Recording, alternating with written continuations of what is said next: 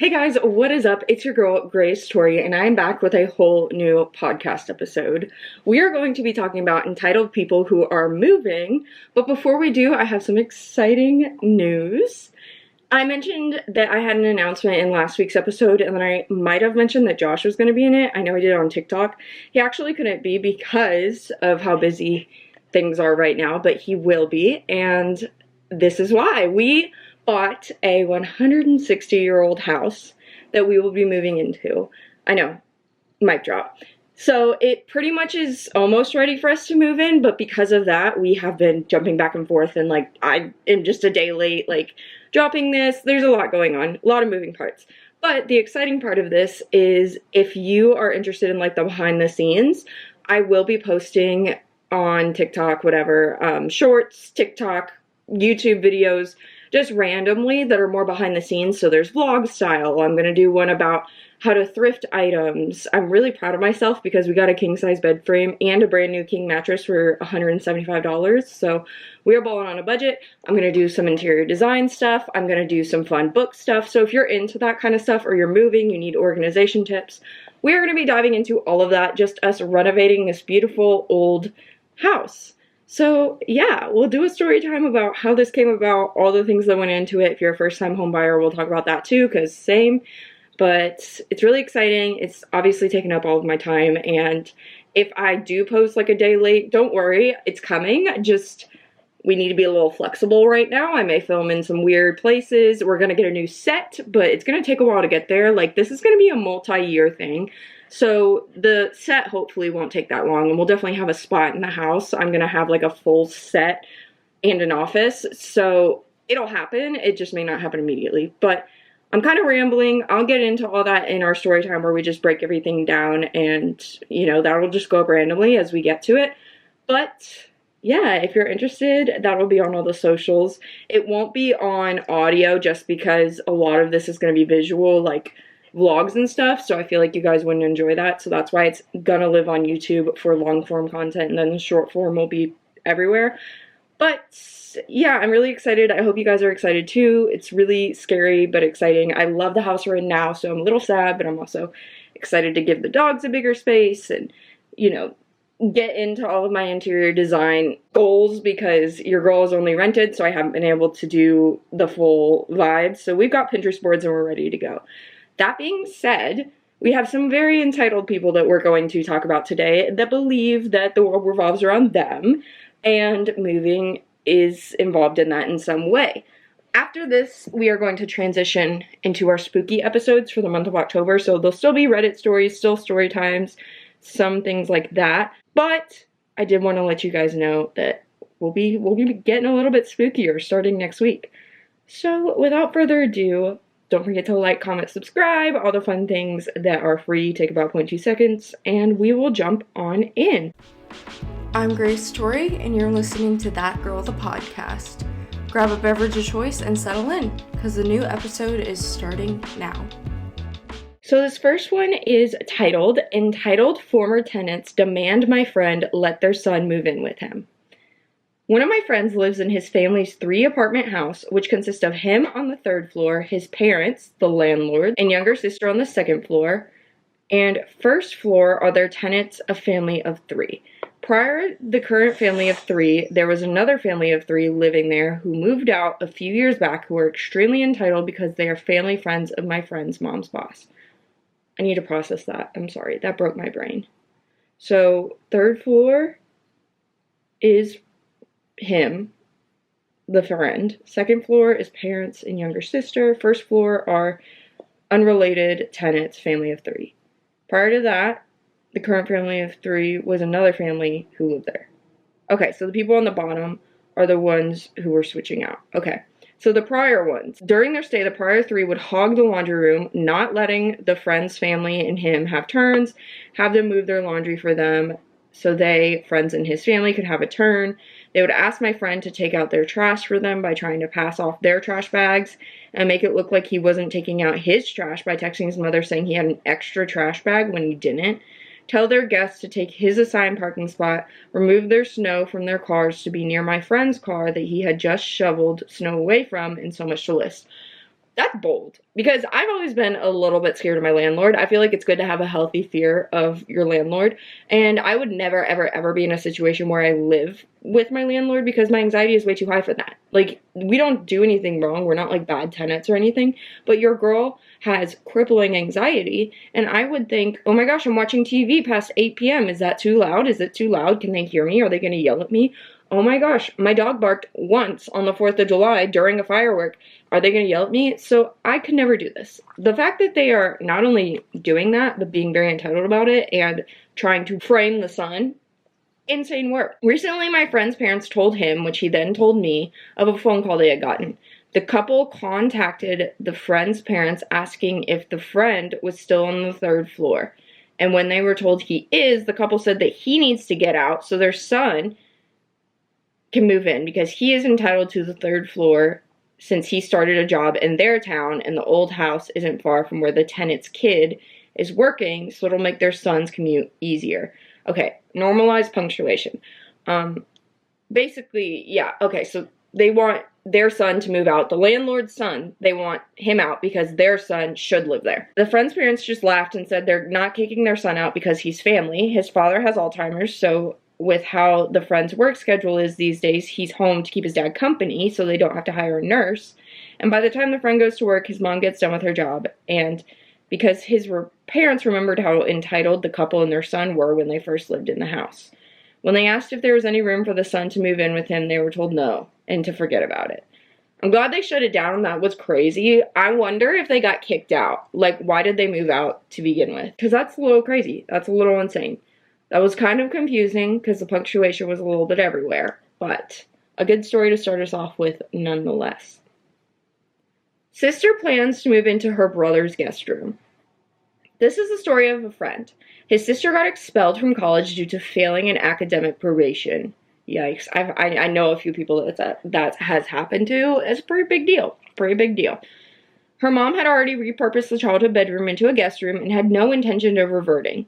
Logical for Big Brother to let sister, no job, no savings, no career path, move in with him in the larger city and help her find a job. His, let's call him Miles, family just wouldn't take no for an answer. Through hard work and saving, he had bought a very nice 3-bedroom house. He is single, and so one room is a guest room. He lives about 3 to 4 hours drive away from the majority of his family, and I live 5 minutes away.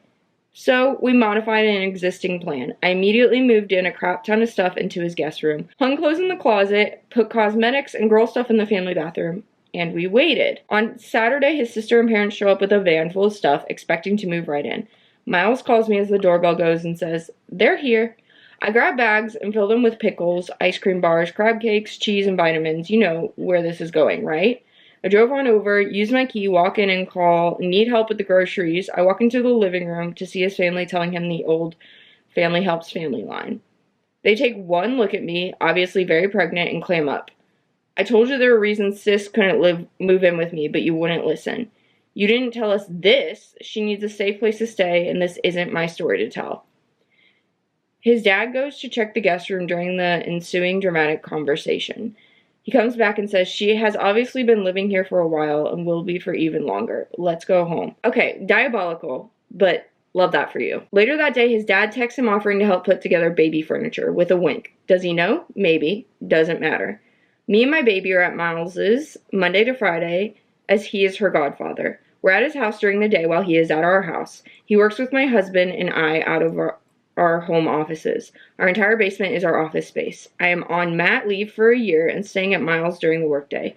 Only way to keep me out of the office. This was Miles' suggestion as he knows me very well and we went to college together. This was always the plan. We pay Miles money each month for the increased utilities and use of his room. That's very nice of you. People don't even think of that kind of stuff. I make dinner for all of us each night. It's unusual, but works for all of us. We also have made him a junior partner in our business. Sister, well, she lasted only a few weeks back home before moving in with a new boyfriend. Yeah.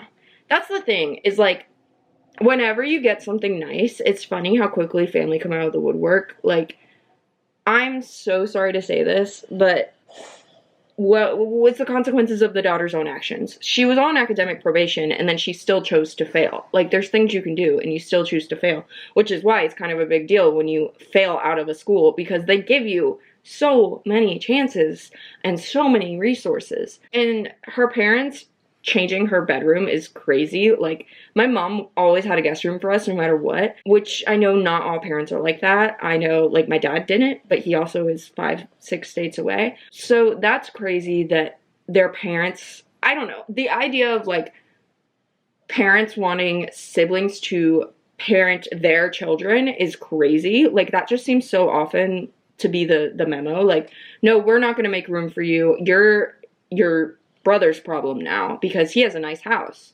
Like, yes, just because he has a nice house doesn't mean that he needs to offer it up. So I support this. Sometimes you have to do that to put boundaries in, because some like families don't understand boundaries. So sorry that took a while for me to piece together. My brain was just like, what is going on? But good story. You should move out. I need space for the baby. This is happening right now, and I'm honestly still trying to wrap my head around it. I'm a 26-year-old woman sharing a 2-bedroom apartment with my roommate, Leah, who is 28. We've lived here for about 5 months now. The arrangements have been quite straightforward. We each have our own bedroom, we split rent evenly, and we generally keep to ourselves. Okay, so it sounds like they're not very good friends. They're just, like, strictly roommates. I work remotely, so I've set up a small desk and monitor in my bedroom to serve as my home office. It's not a huge space, but it's enough for my needs. About a month ago, Leah found out she was pregnant. I congratulated her and assumed she had a plan in place for whatever adjustments she needed to make. I was so wrong. Last week, she asked to have a serious talk and told me she had decided she needed the entire apartment to herself. Did she now? Her reasoning was that once the baby is born, it will be too stressful and cramped to share the space with another adult. She said she wanted to turn the second bedroom, which was my bedroom, into a nursery, and she thought I should start looking for a new place soon.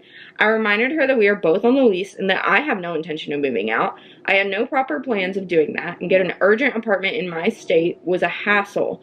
I pay my share of the rent and bills, and I rely on this space to do my job. Her pregnancy, while important to her, does not give her the right to kick me out or repurpose my space for her convenience. As someone who works at home, I totally understand. Like, with moving, we're really having to be calculated about when we're moving, what Wi-Fi, electric, like, obviously utilities, but when you work from home and your livelihood depends on having, like, Wi-Fi and a desk and a setup, you gotta be a little bit more strategic. I'll save my opinions until the end, because I have thoughts about this. She didn't take that well. She insisted that I was being inflexible and unsupportive, saying it was unfair for a newborn to be crammed into her room when there was another perfectly good bedroom in the apartment. Girl, you could go get a 2-bedroom. She argued that as someone without children, I should be more compassionate and understanding of her situation. No, I hate when people play that card. Like, I am empathetic if you have children. I try to be accommodating, but, like, you shouldn't expect people to move out of the way for you. Like, you shouldn't expect people to just, like, do everything for you because you have a kid. Like, well, we have a baby. Okay, you chose to have a baby. I didn't tell you to have a baby. It's not my baby. I love you. I will support you. If you need help, I'm happy to help. But, like, don't say you have to move out because I now have a child. Okay, that is your responsibility, not mine. She keeps suggesting that I should do the right thing and make space for the baby, as though her personal life choices somehow outweigh the legal agreement we both signed. I've already contacted her landlord to make sure my rights are protected in case she tries anything sneaky. I'm not going anywhere. Leah is the one that chose to have a baby mid-lease with no real plan in place. That's my responsibility to fix, and I'm not giving up my home because she failed to think things through. If she wants more space, she can find another apartment. I will gladly help her pack. I have so many questions. First one being, like, you said she chose to have the baby. Is this, like, a situation where, like, she is having the baby as, like, a single person? Is the dad in the picture? Like, is she planning to raise it with the dad? Is he moving in? There's a lot of questions I have about this and her situation. Like, was this a one-night stand that she really didn't choose? That doesn't change anything, but it does give her more options in terms of where she could potentially go. However, I think that a better way to approach this, if I were Leah and I was having a baby and I knew I wanted more space for the baby, I would bring it up and say, hey, I am thinking of getting a 2-bedroom, but before I start looking, I wanted to talk to you, see where you at. Are you planning on re-signing the lease? Are you planning on moving? Because keeping a baby in her bedroom for 6 months, like, to finish out a lease wouldn't have been a big deal. But again, like, it's her responsibility. So if she would have approached it and said, I just want to see where you're at before I make any big plans or any big changes. And then obviously, like, staying the remainder of the lease is the right thing to do. So, but she should be the one to move out. And if she can't, like, obviously she can afford it. She just doesn't want to move out of, I don't know, like, if she can afford that one, she can afford a different one. You know what I'm saying? So, I don't get it. Was she expecting you to pay for the room still and not be there? Like, what is the situation? Yeah, she needs to move. Like, asking you what your plans were would have been the only way that I could understand even bringing it up to you, just to be on the same page, because it is the courteous thing to do, to keep you in the loop and be like, this is what's going on. You know, what are your plans? This is what I'm thinking. Maybe, like, can we put the baby in the living room for a little while? Can I stay in the living room? Maybe take my room. Like, there's a lot of things to do it, especially for the first 6 months of the baby's life. Like, that thing's going to be attached to your hip anyway. So, just saying. We are ending with a 2-part story that is quite long, but very juicy. So, let's jump right in. My mother asked when she's moving in with me and my partner in their rich country. This conversation popped up at the wake of my grandmother's funeral. Oh, perfect timing. She was holding her plate of food and sat down next to my aunt and me in a couch, very smug looking, and kept smirking at people as if she's any better than them. Ugh, I hate people like that. There's a difference between being confident and between being arrogant. Like, you guys know this. I've talked about this so many times. Ooh. Turned out she had it in her head somehow that she'd be moving to another country with me and my partner and our children, because grandma had passed away, so she has no responsibilities like that anymore, and she's retired. So she had gone around telling people how she'd be living a ravishing, retired lifestyle in a rich Scandinavian country, words are hard, for free without having to raise any fingers, lift a finger, do any work. She's out. She asked me loudly, so when does my flight leave? I asked what the heck she meant by that, and she said loudly so everyone could hear, you know, our flight back to your husband's country so I can live luxuriously like you promised me. Oh. My mom would never. Like, I don't want to compare everything to my situation, but I can only go off of the experiences that I have. I have a lot of friends whose parents would do this, and that's insane to me. But I can never, ever, ever imagine, like, my mom doing that. My mom won't even ask me for help. Like, and I just couldn't see anyone being like, hey, I'm moving with you to another country and you're paying for the flight. When's it leave? Excuse me? I promised her nothing other than that I'm never going to talk to her again after I fly back. So me being me and my incapability to sugarcoat anything, I blatantly told her that it never happened because I'm not dumb enough to bring her dangerous butt around my children. We need more context on that. The face crack of the century, let me tell you. My aunt and the rest of the room cackled. She then thought she'd heard it wrong, so I repeated again. You're not moving in with me, and you can erase that idea from your brain because you're a dangerous, lazy, greedy person, and I'm not about to introduce that type of energy to my children. Girl, put it down. Lay down the law. She then threw tantrums, yelling and shouting about how she's entitled to move in with me and be taken care of by the family. I argued back that unless she would be willing to find a place to stay over there herself, find a job, learn a new language, and actually work again, then she would not survive because I have kids to take care of and I'm not about to be taking my energy and time off them to cater to her being lazy. You tell her, queen. She then went silent on me and refused to talk to me for the rest of the evening. Fine by me. Fine by everyone else. They just had a good time giggling at how delusional she was. Yeah, I mean, like, I really am proud of our generation for standing up for ourselves because in previous generations, and especially, like, I know for me, Josh and I both come from cultures where it's expected that you take care of your family. Like, most families live in one household, and it's very much like, you take care of your parents as soon as you are able to. Like, you work your butt off, and that money goes towards your parents live with you, and you take care, you're like the patriarch of the family. Not me. I'm not supposed to have rights, right? Joking. Our families are not that extreme, but if you go back a couple generations, yeah, and I mean, most generations in the US are like that. Go back a couple of generations, you know, whatever. We're getting into the weeds here. Going off track. So, anyway, because of that, I understand the pressure. He understands the pressure. And, like, just in general, there has been this ideology that you need to take care of your parents regardless of how awful they treat you, how present they've been in your life, whatever. And yes, I will be doing my best because I'm a good person, but do I feel like I have to take care of them strictly because they're my parents? No. It's like blood is not thicker than water. You're not going to treat people horribly and then get a free ticket as soon as you hit 65. Like, no. So there's an edit. I did not expect this to blow up. The reason this took place at the most inappropriate time was because I was leaving pretty much the day after. I wasn't staying with her, obviously not, so she had to talk to me right there and then. Was I already angry at her when she did it? Absolutely. The woman's mother just died, my grandmother just died, and she chose to speak happily, mind you, about how she's moving and leaving all of it behind, once and for all, so she can live luxuriously. Yes, she likes buying brand name stuff, by mooching off people. No thank you. I cannot abide by that. Why is she dangerous? The woman would choose money over any family at any time if it means she would be able to live a certain lifestyle, then she would choose money over protecting her family. That was a long sentence. Periods go a long way, guys. I'm not bringing that near my kids. I did not want to mention this, but she enabled the essay I had endured as a kid and more. Oh, okay, so she's horrible, evil, terrible. As long as she was getting money, she was okay with what was happening. English isn't my first language, so I apologize. Okay, I forgive you for the grammar. That's horrible. Terrible. I'm so sorry.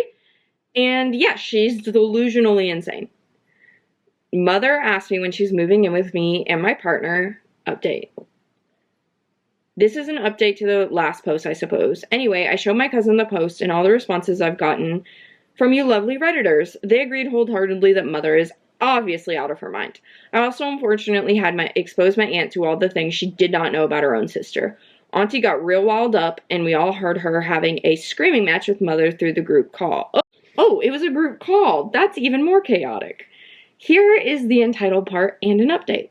In the phone call, Aunt went insane on Mother, accusing her of coddling up to a schmeedo, of being a greedy a-hole and a bad parent. She asked Mother straight up why she was entitled to move in with me and spending my hard-earned money. Mother replied, because if it wasn't for me, Pancakes would not have met her husband. It's because of me, and she should thank me for it. Without me, she would not be in that rich country. She continued her rant, saying that I ought to move her in with me as a way to properly thank her. She then went on to basically say that she didn't know about any of the bad things that OP went through. I'm not going to detail it because it is pretty bad. But given the fact that I'm actually adopted, Mother went on about how she didn't need to do any of that parenting stuff as she already invested so much into me by picking me up from the hospital from my dying mother and that my grandma was raising me. Okay, no. Why would you even adopt her? Then she said this, I'm more than entitled in getting her money and being well taken care of by Pancakes. Her family doesn't matter to me.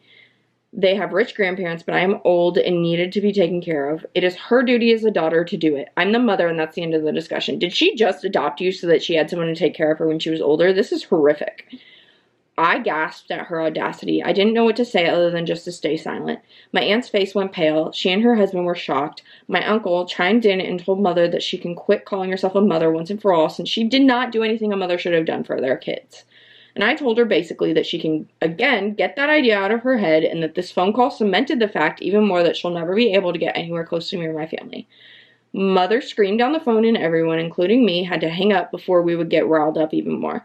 I thanked my cousin and her family, especially my aunt, for standing up for me. However, they seemed to be very angry still. They did not know it was this bad. They usually see her as a caricature of a person, that's why. Edit. Obviously, English isn't my first language. It was a video call, not a phone call. Auntie wanted justice for me, so she did a 3-way. 4-way? Video call. A business Zoom that went to crap. That's insane. I'm shocked. The family drama in this goes deep. I'm so happy that your family stood up for you, though. It is common that families will kind of side with the parent over the child and things like that. So I'm glad that this story did not go that way. And she got exposed and everybody cut her out because she's insane. So, yeah, thank you guys so much for listening or watching. I love you guys so, so much. I'm so excited for this new era and all of the content that's coming. I have already been like vlogging and getting stuff together, and maybe we'll do a house tour and we'll do like befores and afters, but we gotta move first, so we'll see. But I upload every single Sunday. I'm so excited to jump right into spooky season. Every Sunday is still gonna be the same type of content, but spooky.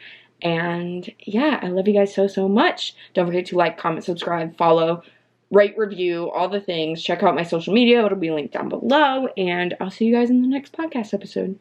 Bye!